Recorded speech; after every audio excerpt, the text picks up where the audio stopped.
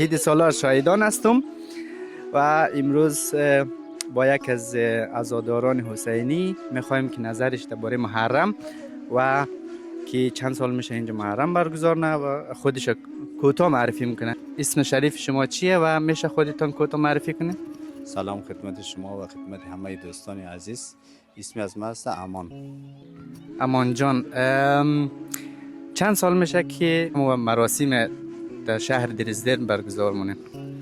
ما برادر حدوداً که مثلا 10 سال اینجا هستیم حدوداً. خب ما تقریبا هر سال داریم، اما خب بعضی وقتا کمتر دوستا، بعضی وقتا بیشتر دیگه. تو درزدن شکر خدا مثلا جایی هست به اسم حسینی مرکز قدیر، دوستا همه بیشتر اونجا هم تشریف داره. اینجا هم مثلا ما یک دو شبه در نظر گرفتیم که مثلا دیگه اینجا هم داشته باشیم. بعضی دوستان نظر و نیازی که داشتن اینجا ما برگزار کردیم. درسته. ما ایتی که میبینیم اینجا نظر و نیاز است و این نظر و نیاز کیها میکنه، کیها شرکت میکنه؟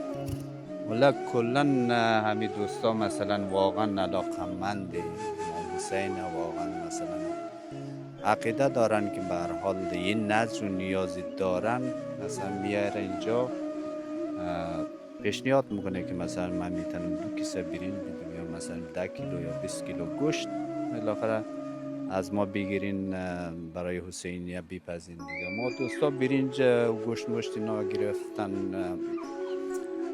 دیگه، ما اینجا جور کردیم. گوشت است و گفته شما قرمه و برنج دیگه حدودا در حد یک تهیه 150-200 نفره داریم. انشالله از همگی درباره خداوند امام حسین قبول باشه. قبول حق باشه. نظر شما درباره محرم چیه؟ میخوایم که ما در اروپا همه ساله مراسم امام حسین برگزار میکنیم و بیرقشان بلند نگه میداریم. ولی نظر من برادر ایسته که مثلا از هر لحاظ ما باید این کار انجام بدیم.